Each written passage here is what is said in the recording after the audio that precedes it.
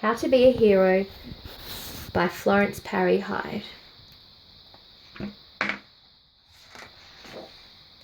Once upon a time, there was a nice boy and his name was Gideon.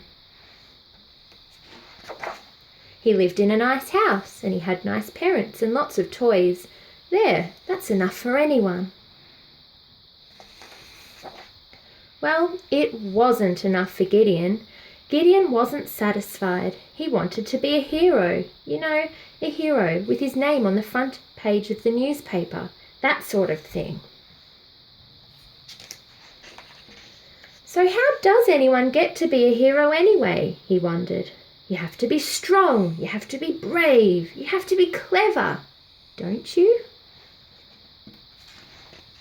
For instance, that one about a princess imprisoned in a tower and she has a weird name like Rapinella and very long hair, and this guy sees her and says, "Let down your hair," and she does, and he climbs up her hair and rescues her, so he's a hero.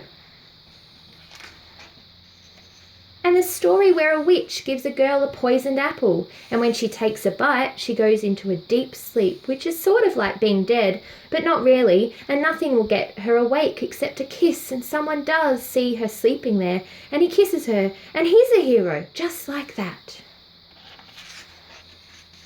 And Gideon thought about the one where someone has a mean stepmother and mean stepsisters, and they make her dust and sweep and scrub so she never gets to go to parties, but a fairy godmother gives her a party dress and glass slippers, and she goes to a big party and loses one of her glass slippers, and this guy finds it and gives it to her, and that makes him a hero, and just because he found that slipper. He noticed that some of them got to be heroes just by kissing someone. Gideon didn't much like the kissing part, but he'd probably do it if he could get to be a hero that way. Once the babysitter fell asleep watching television, he wondered if that would count if he kissed her, but he didn't think so, and he didn't do it. One of his favourite stories was the one about this kid finding some seeds or beans or something like that, and they grow up to be a great big vine, and he climbs up and finds some neat things. There's a giant up there, but he's asleep, so the kid takes home all the good stuff, and he's a hero, and he doesn't have to kiss anybody. Gideon thought about how all those guys turned out to be heroes, and he decided they hadn't really had to do anything or be anything. They didn't have to be strong, they didn't have to be brave, they didn't have to be clever. They just had to be at the right place at the right time. That's how you get to be a hero. You have to be at the right place at the right time.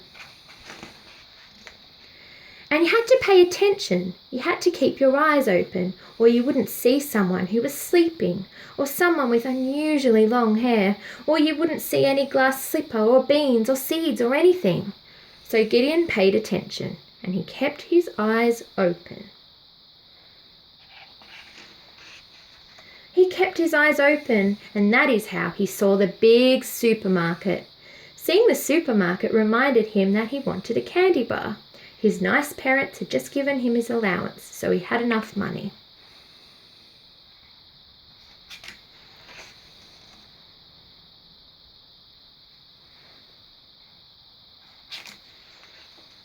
Gideon picked out his candy bar and waited patiently in line behind several other customers.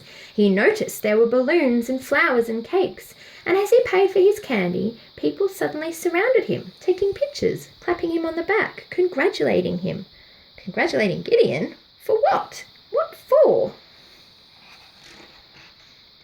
Well, Gideon was the 10,000th customer to buy something at the supermarket. Everybody was excited. People patted him on the back, a girl kissed him on the cheek. For a minute he wondered whether that might turn him into a prince or maybe a frog, but nothing happened. The manager said he could come in for a candy bar any time he felt like having one. His name was on the front page of the newspaper. His picture was on the front page.